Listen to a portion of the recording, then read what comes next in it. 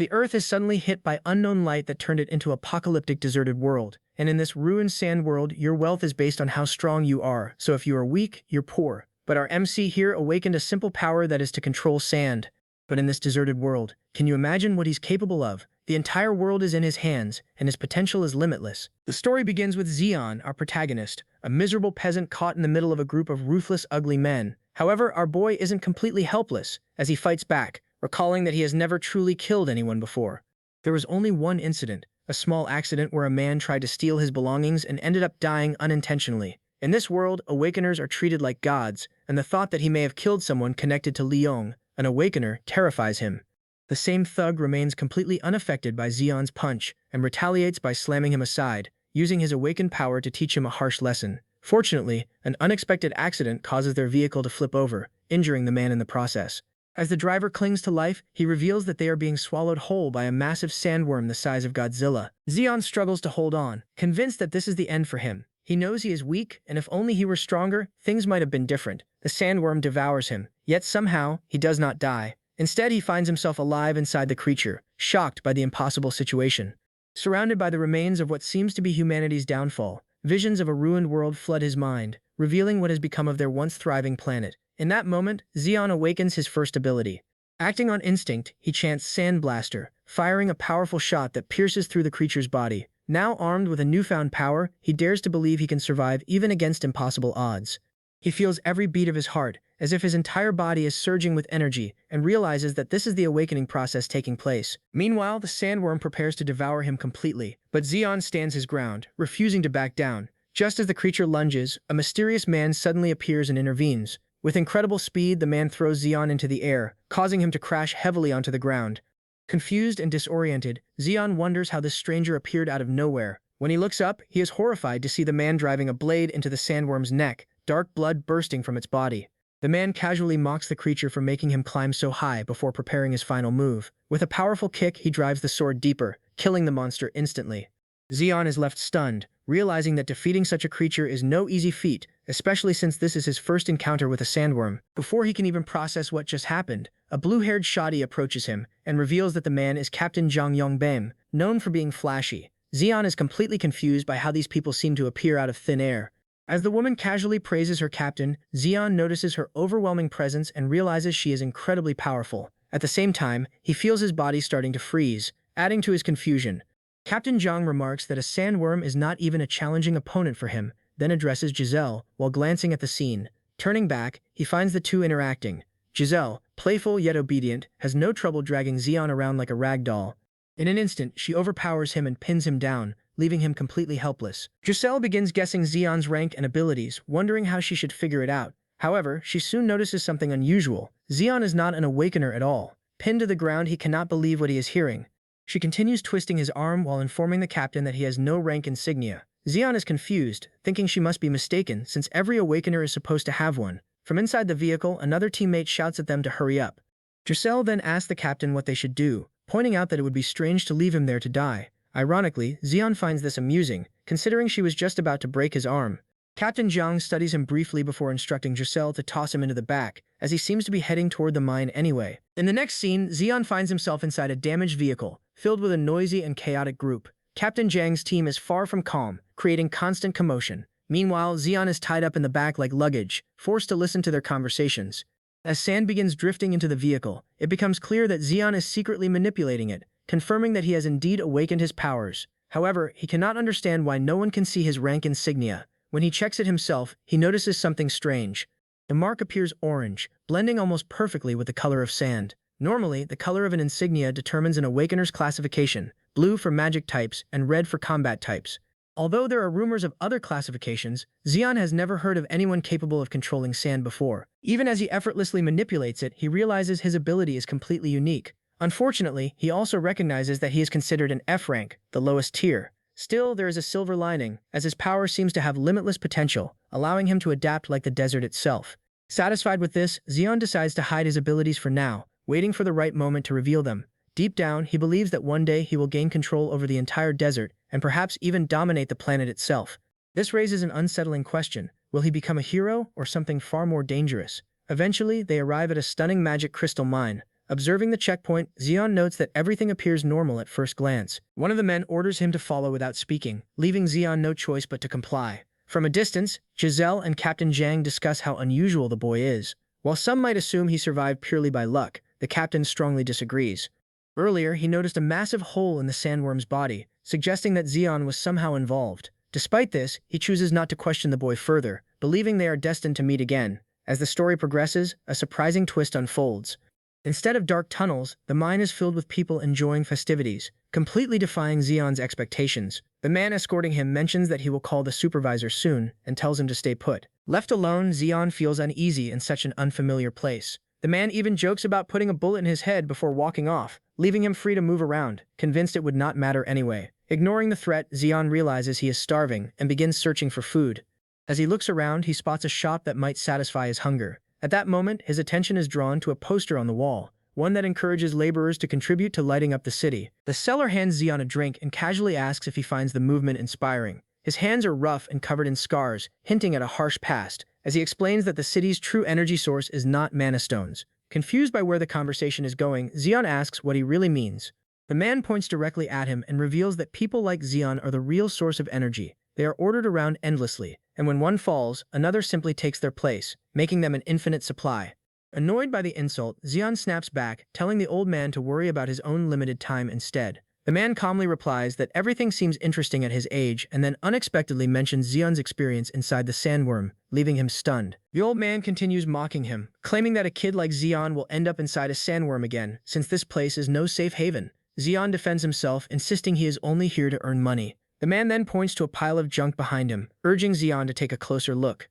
At first, Zeon sees nothing but useless scraps, but the seller explains that each item once belonged to someone who came here before him. These are the remnants of people who met the same fate awaiting Zeon. Many try to resist entering the mines, but the temptation of mana stones is too strong.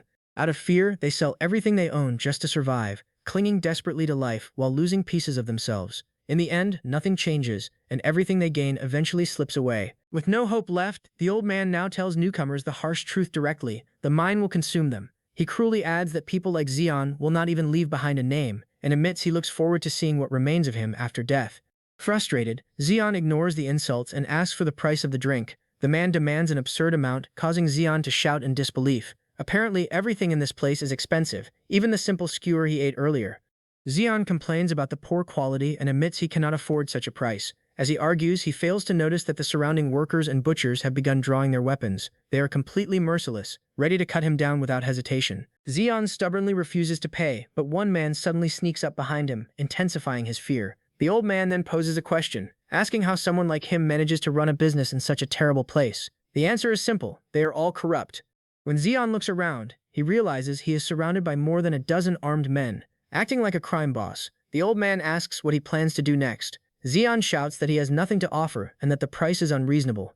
Taking advantage of the situation, the man suggests that Zeon hand over the mana stone in his pocket as payment. Shocked that his possession is already known, Zeon hesitates while the man assures him he will offer a fair deal. Refusing outright, Zeon declares that he nearly died to obtain that stone. He tries to reason with the old man, but his words carry no weight. Suddenly, a large man grabs his head and slams it against the table, even suggesting they bury him on the spot. Enraged, Zeon imagines unleashing a sandblaster and tearing through everyone, envisioning their defeat in a burst of power. However, reality hits hard. Instead of victory, he finds himself bleeding from the nose and unable to act, cursing his weakness. In the end, he is forced to surrender the mana stone, giving the old man exactly what he wanted. The seller examines the stone and comments on its size, estimating it to be worth around 100 souls. Zeon argues that it should be at least 300, but the man dismisses him, knowing he holds all the leverage. He mocks Zeon again, suggesting he should have become a sandworm instead of coming here. After another rough shove, Zeon reaches his limit and considers using his powers to escape, but he knows he is still too weak. Instead, he negotiates for a bonus in exchange for the stone. The old man agrees, warning him to watch out for pickpockets, and allows him to choose anything from the pile of junk as part of their deal. As Zeon searches through the pile, he struggles to find anything useful. The old man watches with curiosity, noting how reluctant Zeon is to waste even a single coin, a rare trait in this place. While sifting through the items, Zeon comes across something unusual, an object that even the seller finds interesting. In the end, he chooses a small hourglass as his reward. As he prepares to leave, the man mocks him once more for selecting trash. Before walking away, Zeon asks for his name, and the man introduces himself as Klexi. Zeon memorizes the name, hoping they never cross paths again, though his tone carries a clear threat. Klexi, however, remains completely unfazed. Later, inside his quarters, Zeon examines the hourglass more closely. He notices that it takes about 10 minutes for the sand inside to fully run through. Wanting to test his abilities, he takes a deep breath and focuses, commanding the sand within the hourglass to move. To his surprise, nothing happens. Confused and frustrated, he begins to doubt whether his powers are truly related to his awakening. His ability remains a mystery, as he has never seen anything like it before. Still, he cannot shake the strange feeling that the hourglass was deliberately placed for him, as if it had been calling out to him all along. Before he can think further, the door is suddenly kicked open by a man demanding to know if he is the new arrival. Zeon is immediately insulted and berated for not already being at the mine. The man, Manhwa, shows no patience and ignores Zeon's attempt to speak respectfully. Instead, he delivers a brutal uppercut that sends Zeon flying. Without stopping, he follows up with another punch to the abdomen, ordering him to stay quiet. As if that were not enough, he steps on Zeon like he is nothing more than trash, all because his pride was offended. Calling him a worthless non-awakener, Manhwa declares that people like him should stay quiet and endure beatings if they want to survive. Satisfied with the punishment, he orders Zeon to get up and follow him immediately. Zeon forces himself to stand, refusing to show fear. The first thing he does is call Manhwa a psychopath, declaring that no matter what happens, he will kill him one day. It is clear he is already building a list of enemies he plans to take down in the future. At the third sector of the mine entrance, Zeon is brought to the main worksite and quickly forced into gear. He is told that the cost of his food and equipment will be deducted from his pay, and that his only purpose is to collect mana stones like a slave. At first the task sounds simple, but before he can even ask another question, Manhwa smashes his helmet with a pickaxe. He coldly states that he does not care if Zeon knows how to mine, and that the broken helmet will also be deducted from his wages. Manhwa then orders a subordinate to throw Zeon into shaft number 972, one of the worst areas in the mine. Zeon no longer resists and simply follows orders, while being warned that if he does not return with a mana stone, he will be executed immediately. Inside this hellish workplace, even his assigned partner admits that this shaft is the worst possible location. It also happens to be the day Manhwa lost money gambling, surprising Zeon that such places even exist here. The man casually explains that everything is available in this place, just like Neo Soul. Zeon begins to understand that with corrupt people like Manhwa in charge, businesses like these thrive without consequence. Worried about his ability to even swing a pickaxe due to his beta male body, Zeon questions how he will survive. His companion reassures him in a strange way, saying that no one has ever been injured in that tunnel, not a single person. The statement feels more like a warning than comfort. Eventually, they reach the assigned shaft. Zeon asks if all he needs to do is mine crystals and return, but the man quickly cuts him off, revealing that he will not be coming back. More than a dozen workers have already disappeared in that tunnel, and no one knows what happened to them. Some people are even betting on whether Zeon will survive. With nothing but a weak apology, the man leaves him behind. Realizing the truth, Zeon shouts in anger, understanding that everyone sent here is meant to die. Instead of breaking him, the betrayal fuels his determination. He grips his pickaxe and prepares to mine, but his very first swing fails as the tool slips from his hand and flies across the ground. What a dumbass. Frustrated, he tries to retrieve it while questioning how he is supposed to survive in such a place. As he calms down, he begins to sense something unusual. The mana in this area is incredibly dense, far beyond anything he has felt before. He wonders if others could not sense it simply because they were not awakened. The deeper he moves, the heavier the pressure becomes, confirming that a normal person would have already succumbed to mana overload. Eventually, he finds his pickaxe, though it appears damaged. Relieved, he picks it up, but before he can react, the ground beneath him gives way. A dark void suddenly opens, pulling him down into an unknown abyss. His helmet flies off beside the broken tool as he falls. This moment triggers memories of his past, a life filled with suffering and rejection. Everyone around him always told him he would die, forcing him to fight endlessly just to survive. He endured beatings simply for wanting basic necessities, and every dream he had was crushed by others.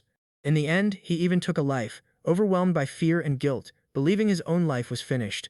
Desperate to escape that fate, he ran, haunted by the name Leung. Back in the present, Zeon regains consciousness after falling through the portal.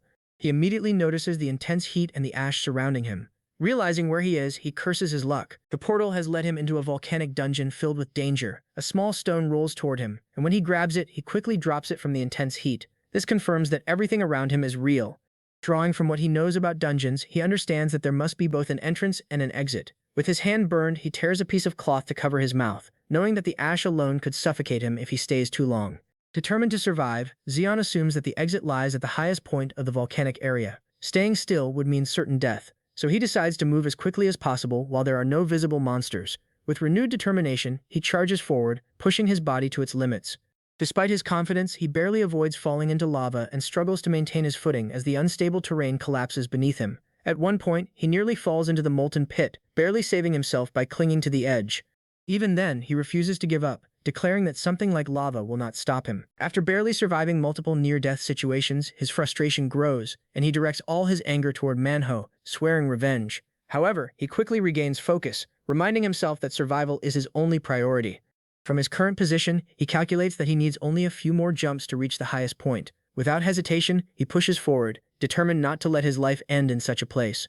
Just as hope begins to rise, a massive creature bursts from the lava and devours him whole before diving back into the molten depths. However, the creature soon senses something unusual and looks upward. Zeon is still alive. He managed to escape its jaws and cling to a nearby ledge using his powers. Through this ordeal, he realizes that he can manipulate volcanic ash as well, which saved him from certain death. Exhausted and nearly unconscious from the intense heat, he struggles to breathe as the environment itself becomes his greatest enemy. His body begins to fail, and the thought of death crosses his mind once again. Refusing to give in, Zeon forces himself back up, clinging to his will to survive. Even in this desperate moment, he finds a strange motivation, refusing to die before experiencing more of life. Gathering what little strength he has left, he manipulates the volcanic ash once more, preparing for the monster's next attack. As the creature emerges again from the lava, Zeon braces himself for battle. Just then, a mysterious voice suddenly echoes, acknowledging his unique ability and praising his potential. Zeon is startled by the sudden voice, while the speaker expresses deep interest in his ability to manipulate sand. Moments later, an old man descends from above, almost like a blessing sent from the heavens. Gripping his sword mid-fall, he crashes down at incredible speed and slams directly into the monster. The sheer force of the impact sends shockwaves through the area, distorting the flow of lava and scattering debris everywhere. Zeon is nearly wiped out by the blast alone, his body trembling as the pressure ruptures his eardrums and dulls his senses. When he finally looks up, he sees the aftermath. The creature has been cleanly split in half. The man standing before him is on an entirely different level, far beyond any awakener Zeon has ever seen. The old man casually steps forward, each movement carrying overwhelming force. Zeon is left speechless, completely absorbed by the display of power. The awakener asks for his name, but when Zeon does not respond, he creates a tense situation, threatening consequences if the boy does not answer before he counts to 3. As the countdown begins, the man prepares himself, and by the time he reaches 1, he is already looming over Zeon like a terrifying presence. In the end, he does nothing, instead questioning why the boy looks so dazed. In truth, Zeon can barely hear anything due to his damaged hearing. Misunderstanding the silence, the man draws his sword, considering killing him outright for refusing to answer. Panicking as his hearing begins to return, Zeon quickly begs for mercy and explains that he does not understand what is happening. Relieved to hear him speak, the man decides he is not beyond saving and asks again for his name. Zeon finally answers, and the old man immediately mocks him for having such a pathetic name. Before Zeon can react, the man destroys a nearby boulder with ease, and introduces himself as Odin. Even after hearing his name, Zeon remains confused by his actions. Frustrated, he demands an explanation, questioning why he is being insulted despite being saved. Odin calls him a fool once again, and explains that Zeon has fallen into a dangerous phenomenon known as a snare. Ignoring the insults, Zeon listens carefully as Odin explains that a snare occurs when a dungeon becomes oversaturated with mana. To stabilize itself, the dungeon creates additional entry points to release excess mana, which in turn draws in nearby living beings. Most people never encounter such a situation, making Zeon's luck exceptionally terrible. This revelation only strengthens Zeon's anger toward Manhwa for sending him there. Still unimpressed, Odin insults him again before demonstrating something important. He tells Zeon to focus his mana into his eyes. Though confused at first, Zeon follows the instruction and begins channeling his mana into his vision. As he does, his perception changes completely. He begins to see things he could not before, and the realization terrifies him. Odin explains that the creature Zeon faced earlier possesses stealth abilities, allowing it to hunt without being detected. The monster had been in front of him the entire time, yet Zeon never sensed it. Even the boulder Odin destroyed earlier was actually another hidden creature. Without his intervention, Zeon would have died without ever realizing what killed him. Realizing that the old man has saved him twice now, Zeon becomes even more curious about his identity. When he asks, Odin dismisses the question and simply repeats his name, refusing to elaborate. Zeon, still overwhelmed, demands to know how someone can be so powerful. Odin casually explains that they are inside a dungeon and refers to it as his personal hunting ground. He then tells Zeon to watch carefully as he prepares to demonstrate his abilities. Drawing his sword, he shouts out a technique, unleashing a massive wave of force that echoes throughout the dungeon. Zeon instinctively covers his ears, confused at first, but soon realizes what is happening. The area is suddenly filled with countless fire-based monsters, swarming from every direction. Odin appears thrilled by the sight, leaving Zeon behind and telling him to figure out how to survive on his own. Thrown into a life-or-death situation, Zeon curses the old man while desperately trying to think of a way out. However, escape is impossible. The monsters are far too fast, attacking him repeatedly and tearing his clothes apart bit by bit. He struggles to keep up, unable to track or defend against their movements. As the attacks continue, he notices something strange. The creatures keep targeting his left side repeatedly. Desperate, he tries to fight back using sand, but his attacks fail to land as the monsters easily evade them and strike back. Overwhelmed, Zeon feels completely useless compared to Odin. He raises his arms to shield himself, barely managing to protect his face as attacks rain down on him. Realizing he will die if he continues like this, he begins to panic. The thought of dying after being saved twice fills him with frustration and shame. In that moment, he recalls Odin's earlier words about seeing through mana. Though his ears are still ringing, he focuses on the lesson instead of his fear. Calling himself pathetic, he refuses to give up and begins concentrating his mana into his eyes once again. Slowly, he refines his control, increasing the clarity of his perception. He focuses on sensing the flow of mana rather than relying on his physical sight. This time, it works. He begins to detect the presence of the monsters through their magical energy. Now able to track their movements, Zeon waits for the right moment. As soon as one enters his range, he strikes precisely, finally taking down two of the flying creatures that had been attacking him. For the first time, he feels a sense of control in this chaotic battle. Meanwhile, Odin continues fighting much larger monsters in the distance, clearly enjoying himself. He remarks that it has been a long time since he has felt this excited in a fight, treating the entire situation as nothing more than a thrilling hunt. Odin charges forward and delivers a devastating punch, tearing the massive crocodile-like monster clean in half. As the creature collapses, he casually remarks that it was not even a proper opponent, sounding almost disappointed that it failed to give him any real excitement. He lets out a sigh and comments on how the number of dungeons has declined compared to his younger days. Watching the scene unfold, Zeon cannot help but feel a strange sense of pity for the monster. The way Odin killed it so effortlessly makes it seem no more threatening than a small lizard. Meanwhile, Zeon himself is reaching his limit, letting out a weak laugh at his own situation. Suddenly, a powerful shockwave hits him, forcing him to his knees as he vomits from the impact. Barely regaining his footing, he asks what just happened. Odin calmly explains that what Zeon felt was the roar of the dungeon boss. Every dungeon has a final boss, and that is the real reason he came here. Moments later, a massive drake descends from above. Odin identifies it as a crimson drake. Hearing the term, Zeon asks if it is a dragon, but Odin immediately corrects him. He even complains that it is disappointing to face only a B-rank creature instead of a true dragon. Despite his tone, the drake is clearly dangerous, surrounded by a powerful force field. Zeon recalls that higher-ranked monsters possess unique traits, similar to awakeners. Observing the aura, he realizes it is blue, meaning the creature is magic type. Before they can react further, the drake unleashes a devastating black flame attack toward them. Frozen in fear, Zeon is unable to react at all. Meanwhile, Odin leaps directly into the attack and slams his massive sword onto the drake's head. The creature quickly retaliates, striking back with its claws. Odin attempts to counter using his technique, but unexpectedly gets caught in the drake's grip. Taking advantage of the opening, the monster prepares a close-range breath attack. However, Odin reacts instantly, forcefully shutting its mouth and trapping the flames inside. Calmly, he asks if the creature can feel pain before declaring that he will end it. Tightening his grip, he pushes forward and re-engages the drake, stating that this will be its final day. At the same time, Zeon is running for his life, caught in the middle of a battle far beyond his level. He struggles to even stand, let alone defend himself. Using his ability, he forms a wall of sand behind him to block incoming shockwaves. Shouting in frustration, he demands that they take their fight somewhere else, unable to comprehend how mere shockwaves can cause so much damage. Meanwhile, Odin is enjoying himself, comparing the fight to an amusement park. Another shockwave suddenly strikes, catching Zeon off guard. This time, he cannot react in time and is thrown violently through the air. His body crashes toward a pool of magma, leaving him frozen as he realizes he is about to die without accomplishing anything in life. The focus shifts back to Odin, who doesn't give a single care for Zeon's fate. Instead, he continues mocking the drake, calling it a disgrace among boss monsters. Enraged by the constant insults, the creature charges up another powerful breath attack. Seeing this, Odin smiles, excited by the challenge. The drake unleashes a concentrated blast of magic that tears through everything in its path, growing stronger as it travels. After the attack ends, the creature assumes victory, believing Odin has been completely obliterated. However, when it hears his voice behind it, everything changes. Turning around in fear, it finds him casually perched on its body, his sword buried deep within it. Odin calmly reveals that he has been searching for a creature like this for a long time, as he needs a crimson drake heart to strengthen his sword. Without hesitation, he drives the blade deeper, allowing magic to flow through the monster's body. The drake thrashes violently before finally collapsing. As its power is absorbed, the sword begins to glow with a crimson aura, signaling its growth. Satisfied, Odin admires his weapon, pleased with its evolution. His moment is interrupted when Zeon suddenly appears and questions why he is talking to his sword like a madman. Surprised, Odin notices that Zeon is still alive. Zeon explains that he narrowly survived by using his sand manipulation to cushion his fall when he was thrown toward the magma. Even he is shocked at how often he manages to escape death. He adds that enduring the shockwaves from Odin's fight has sharpened his reflexes. Odin shows mild approval but quickly shifts focus, grabbing Zeon by the collar and stating that the dungeon is collapsing now that the boss is dead.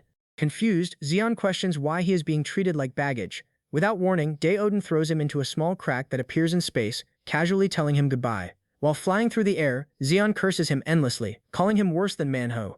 Moments later, he is ejected onto the surface, tumbling across the sand in a disoriented state. Spitting out sand, he asks where he is. Odin explains that defeating the boss opens exits back to the surface. Zeon immediately complains that they could have simply walked out instead of being thrown.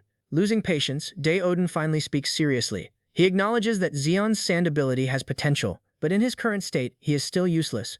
He then offers him two choices: return to Neon's soul and live the same meaningless life, or follow him and grow stronger. When Zeon asks how long it would take, Odin bluntly admits he does not know. It could take months, years, or even decades. Faced with a life-changing decision, Zeon hesitates.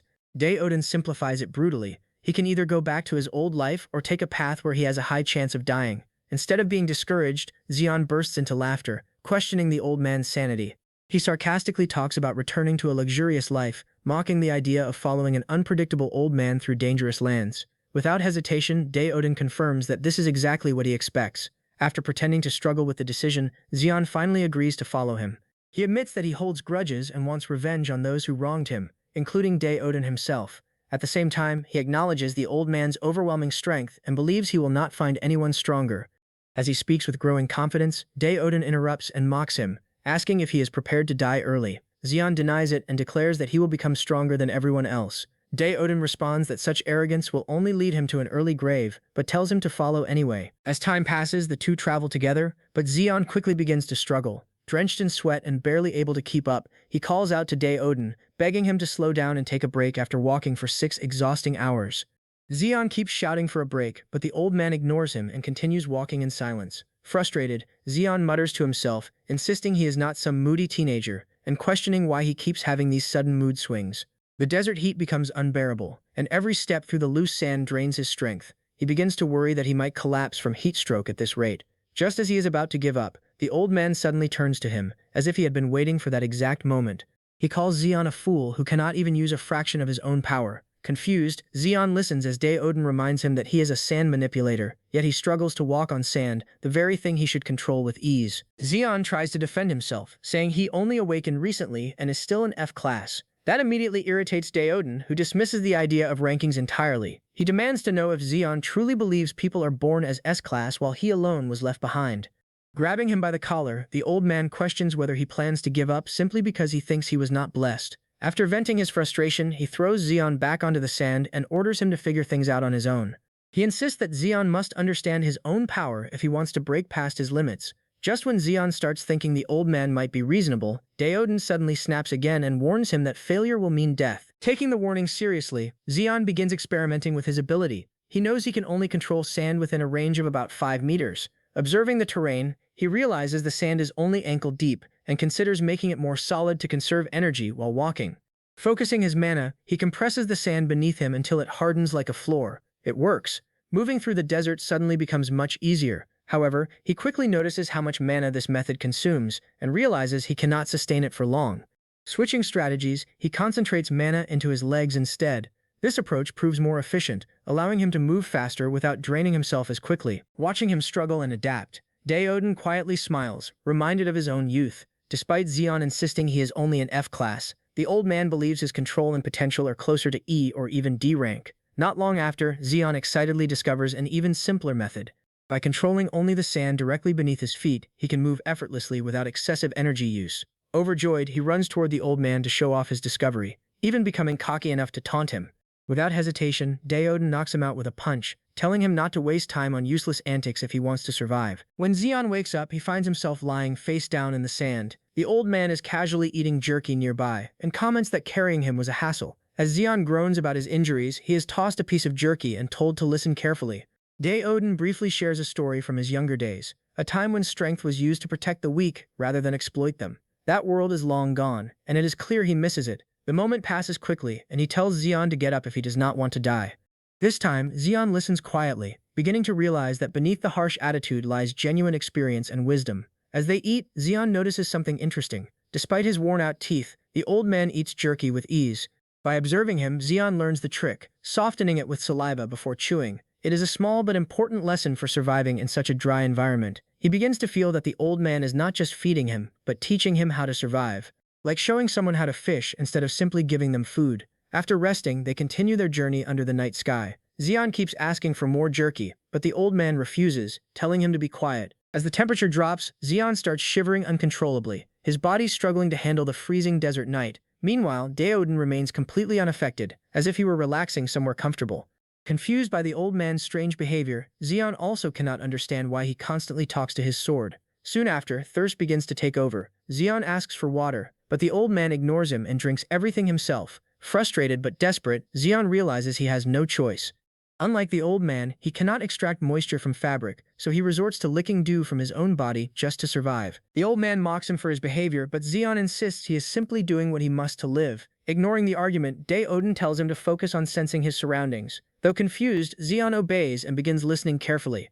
After some time, he picks up faint vibrations coming from multiple directions. Suddenly, he notices hundreds of glowing eyes surrounding them. A pack of horned hyenas has encircled them, ready to attack. These creatures are normally active at night, but due to poor timing, they have encountered them at dawn. As the beasts prepare to strike, Odin casually asks if Zeon can handle it alone or if he needs help. Fueled by determination, Zeon refuses assistance and prepares for battle. Using his ability, he forms a sand bullet and fires it through one of the hyenas. Then, he creates large spikes of hardened sand, forming a deadly zone that impales anything that gets close. However, as the fight continues, exhaustion begins to take its toll. His mana drains rapidly, and he realizes he may collapse before the enemies are defeated. This makes one thing clear: raw power alone is not enough. He needs efficiency. As he prepares another attack, a hyena lunges forward and bites deeply into his arm. He manages to shake it off, but the damage is severe. Strangely, this injury sparks a realization. The wounds give him an idea of how to use his ability more efficiently. Standing still, he calmly plans his next move as the remaining beasts charge at him. At the last second, he unleashes a new technique. Hundreds of thin, razor-sharp sand spikes erupt from the ground, piercing through the entire pack at once. The battlefield is instantly cleared. Meanwhile, Odin handles his own enemies in a completely different way, fighting them head-on without concern. Even as the hyenas bite into him, he laughs as if they are harmless. Then, with a sudden shift in expression, he becomes serious. With a single command, he unleashes overwhelming power, creating a massive explosion that sends shockwaves across the area. Zeon barely manages to defend himself, forming a wall of sand to withstand the blast. When the dust settles, he is left speechless by the sheer destruction, questioning whether the old man is even human. However, the fight is not over. As Odin coughs from the dust, the alpha of the pack seizes the opportunity and attacks. With a lightning-charged horn, it pierces through him. Caught off guard, the old man looks down in mild surprise, realizing that this particular beast is far stronger than expected, at least B-rank level. Seeing Odin in what looks like a life-threatening situation, Zeon panics and shouts for him to be careful. However, the concern turns out to be completely unnecessary. The old man casually grabs the hyena's lightning-charged horn as if it belongs to him, barely reacting to the electricity surging through it. Zeon is left completely stunned, unable to process what he is witnessing. Even the alpha hesitates, backing away as Odin seems to enjoy the lightning like a relaxing massage. After a moment, he declares that it is over, leaps forward, and drives his sword deep into the beast, ending the fight in an instant. Watching this, Zeon realizes how foolish it was to worry about someone like him. After the battle, the two begin collecting materials from the fallen horned hyenas. Zeon, now wearing the alpha's hide, asks when they will finally leave. He is surprised to see Odin carefully collecting the horns, explaining that they are valuable for crafting lightning-based weapons. Without warning, the old man tosses him a dagger and tells him that from now on, he must hunt for his own food. There will be no more handouts, especially since most parts of the hyena are poisonous. Only specific muscle sections are safe to eat. As Odin casually prepares his portion, he snaps at Zeon to stop staring and get to work before sunrise. Following the order, Zeon begins harvesting meat on his own. By the time the sun rises, he already looks more experienced than before. Though he still lacks a proper water source, he now carries enough food in his satchel. His improved sand-walking ability also makes traveling through the desert much easier. Feeling confident, he teases the old man, asking if he is struggling to keep up. This time, he even manages to dodge the first punch and sticks his tongue out playfully. However, the second strike lands cleanly, knocking sense back into him. As he spits out sand, Odin bluntly tells him that a simple trick does not make him special. Still grumbling, Zeon suddenly notices something unusual. The air feels slightly moist, and his mouth is no longer completely dry. At first, he thinks it might be his imagination, but the old man's reaction confirms it is real. On the other side of a nearby dune lies a desert oasis. Overwhelmed with excitement, Zeon rushes toward it without thinking. He slides down the sand and plunges his head into the water, finally enjoying relief from the harsh desert heat. For the first time since arriving, he allows himself to relax. As he remains submerged, he notices a glowing light deep beneath the water. Drawn in, he begins to lose awareness, slowly running out of air. Just as danger closes in, Odin calls out and rushes toward him. At the last moment, he pulls Zeon out of the water before a massive creature can devour him. The old man immediately confronts the beast and defeats it with a single strike.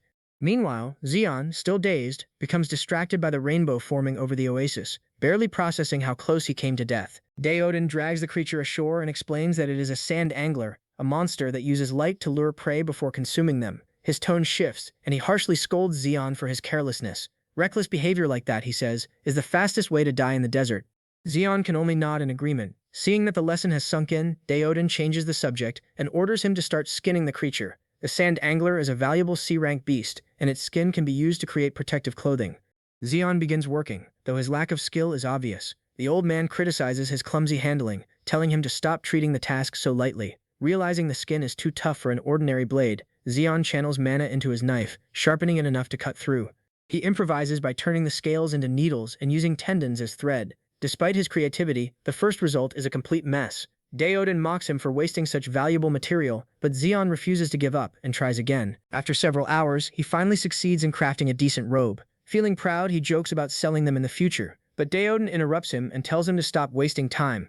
Instead, he presents a large organ from the creature and orders Zeon to eat it, explaining that it is a rare medicinal resource. Though disgusted, Zeon realizes he has no choice. He forces himself to eat it, enduring the terrible taste. However, something strange happens.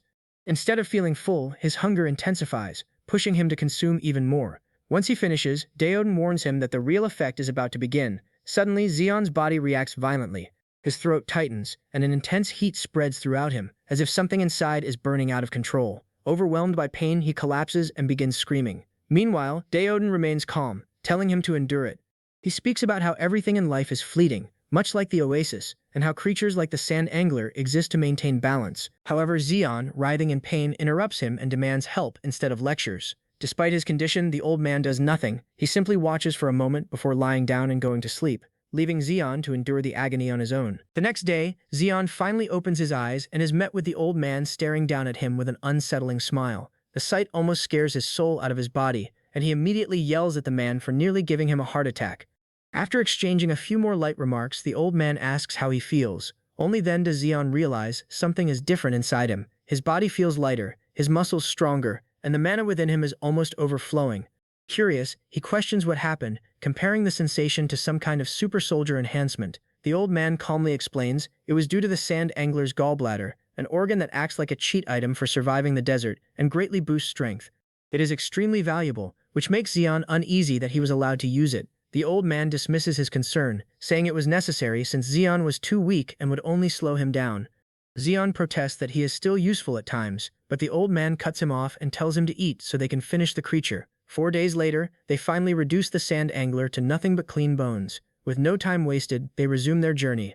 Soon after, strong dusty winds signal a coming sandstorm. Despite the harsh conditions, Zeon is barely affected thanks to his improved body, and he is surprised the old man keeps walking without any signs of fatigue. Odin remains silent for days, prompting Zeon to jokingly wonder if he is going through some kind of old man crisis. 2 weeks into the journey, Zeon begins questioning if the old man even knows the destination.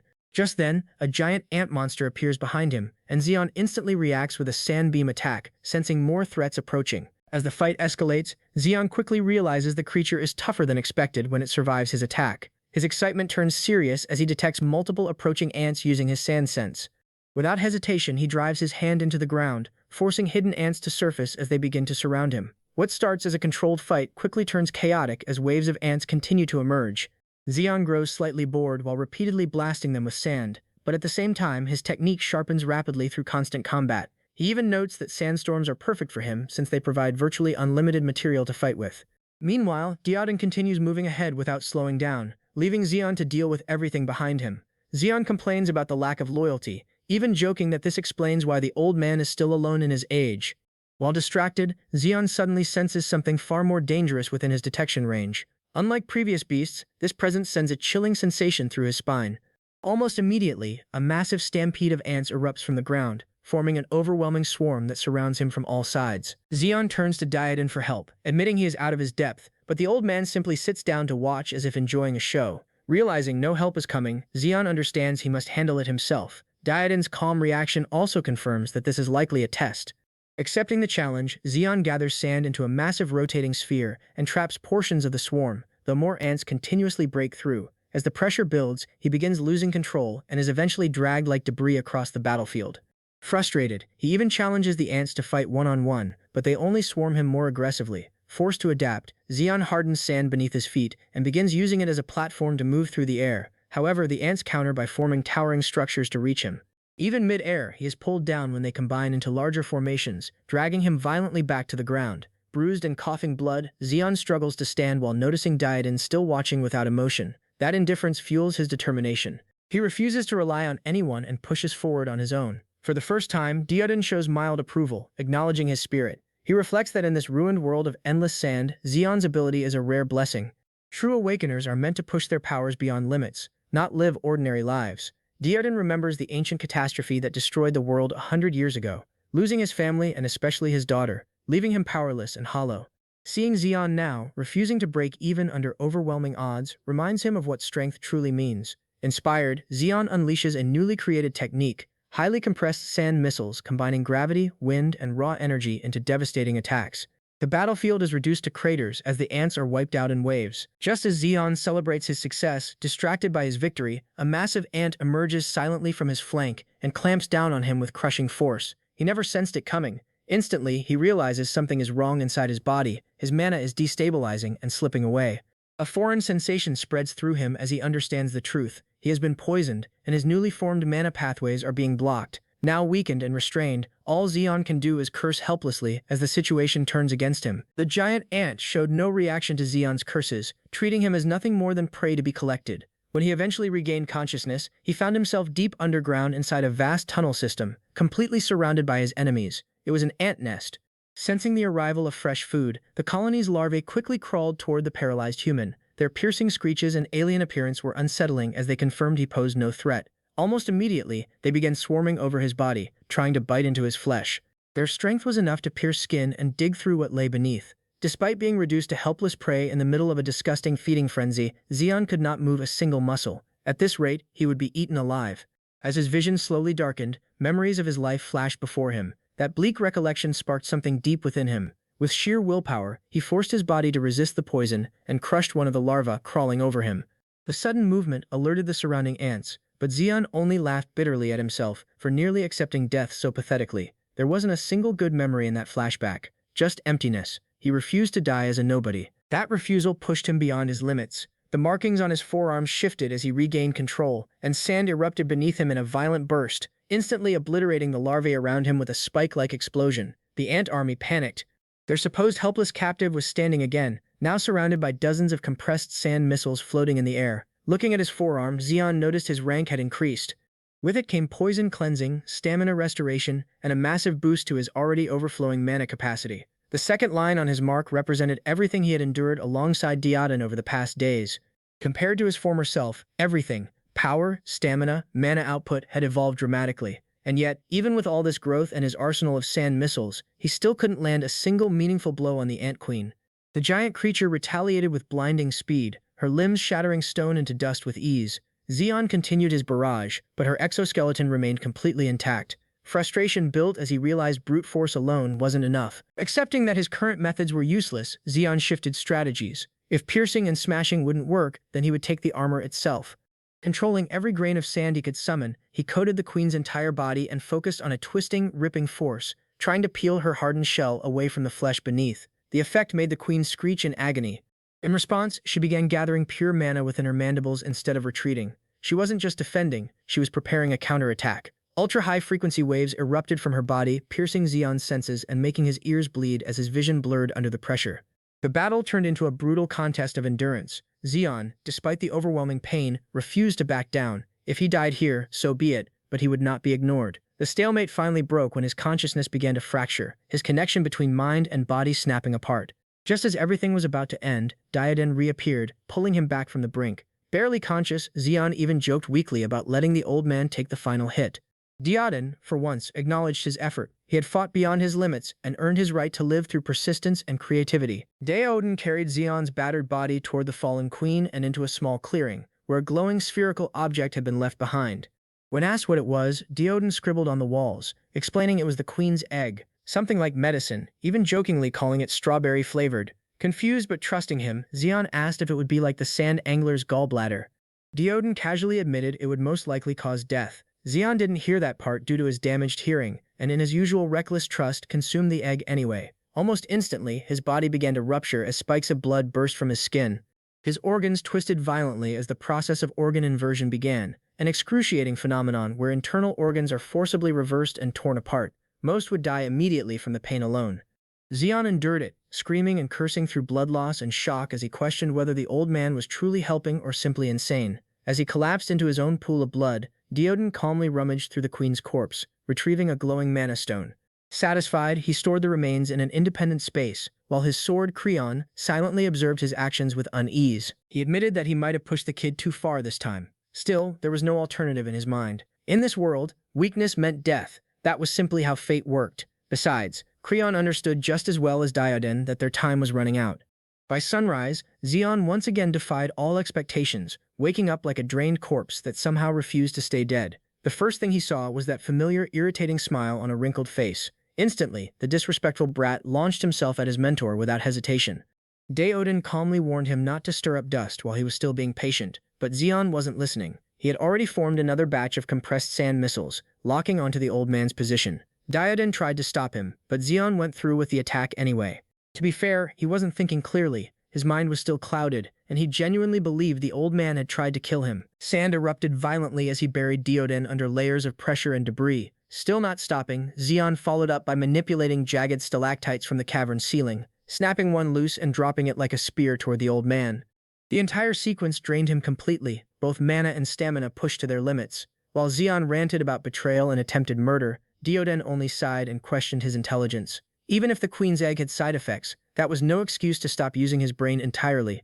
What shocked Zeon more wasn't his own outburst. It was the fact that Diodin stood there completely unharmed, not a scratch, not even dust on his clothes. It made him realize something simple but terrifying. If the old man truly wanted him dead, a single flick would have been enough.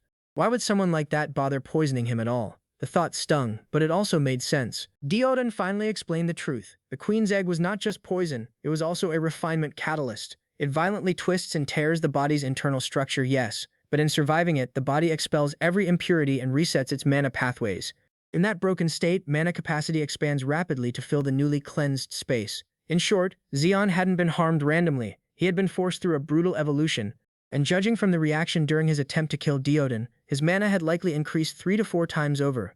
Once the explanation settled in, Zeon immediately switched tone, apologizing profusely and even clinging to the old man in relief, claiming he wasn't in his right mind earlier.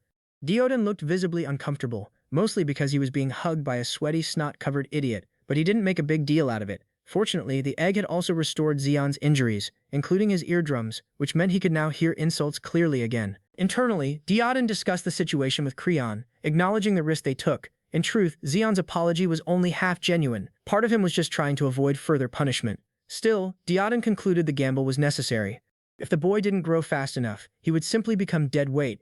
In this world, reckless gambles sometimes paid off. Without warning, Diodin lifted Zeon as if he weighed nothing. Zeon protested, saying he could walk now, but the old man ignored him. There was a faster way out.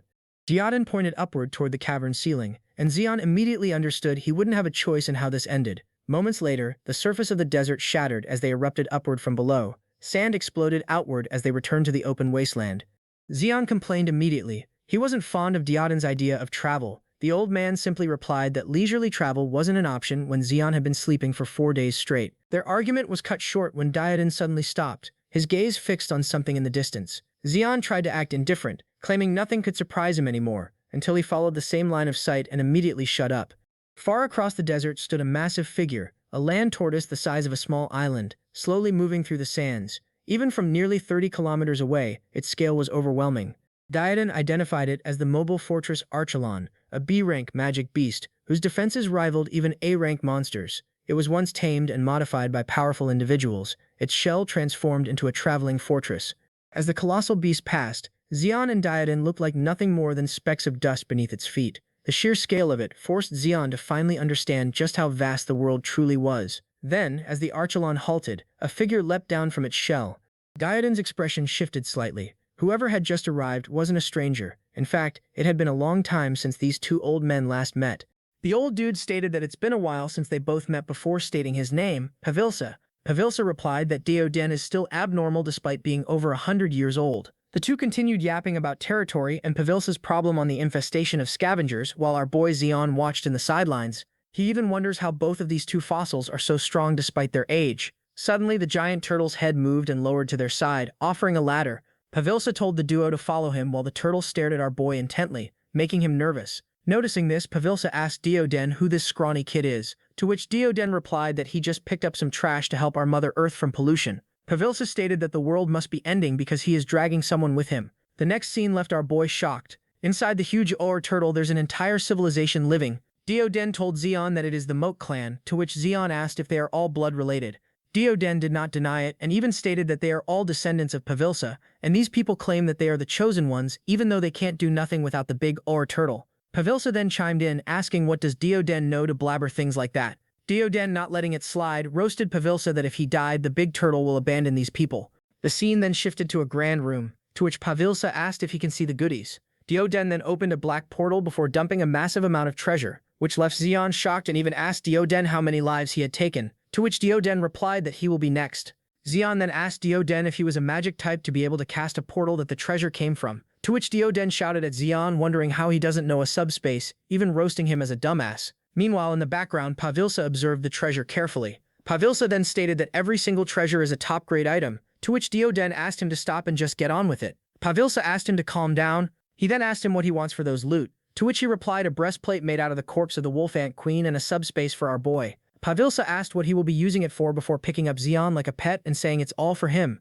Damn, we got some dad and son moments now. Pavilsa thought to himself that seeing Odin care for someone is extremely rare. He wondered what that kid did. He then called out a name, Kaylee. The door burst open and what came behind it made our boy blush. A baddie appeared, asking if she was called. Pavilsa then asked Kaylee if she still got the subspace bracelet, which she doesn't anymore, but she then replied that she still has the gloves before saying she got it enhanced. Pavilsa then instructed Kaylee to give it to our boy. Kaylee is now mad because she treasures that glove. Odin then asked Kaylee, wondering how she became an enchanter. Startled, Kaylee then asked who this fossil is.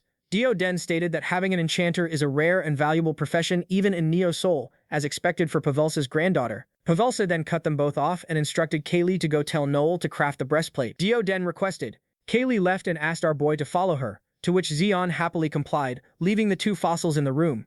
The scene shifted to an alley where Kaylee asked what our boy's relationship with Odin is. Zeon replied that he just met him and since then he was being dragged around, to which Kaylee angrily asked how he is alive if he was just being dragged around. Zeon then figured out that Kaylee is in the same case as him. She then warned our boy to be careful because Odin is a monster under human skin, to which Zeon did not deny. The scene then shifted to Kaylee's workshop. She asked our boy not to be surprised before opening a huge door, which indeed left our boy shocked. Zeon is left stunned by all the equipment, to which Kaylee boasted that she made all of those. She then presented a glove, calling it the exquisite harmony of the ironclad starfish frame and adamantium. I know, a lot for mere gloves. Zeon then asked if it is auto-repair, to which she confirmed and even boasted that it has fire resistance and can even be equipped with artifacts like the Thanos gauntlet. He then asked Kaylee if it is really okay to take the glove, to which Kaylee replied that it can't be helped since her grandfather instructed her to do so. She then handed it to our boy before warning him that once she equipped an item into it, there's no turn backsy. Our boy tried to take it, but Kaylee wouldn't let go, leading to both of them having a tug of war. She then shouted that she can't just give the gloves to a nobody like our boy, to which Zeon asked what can they both do since they are both instructed to. Zeon then roasted Kaylee, saying he will take care of it because it is now his own child. Suddenly the building began to shake, to which our boy wondered if taking the glove was the reason, to which Kaylee denied before stating that it is the cry of the big boy turtle and they had arrived. Zeon asked who she was talking about. Inside the room, the two fossils also noticed the shakes. The scene shifted outside, where the scavengers are making their way to the huge R turtle.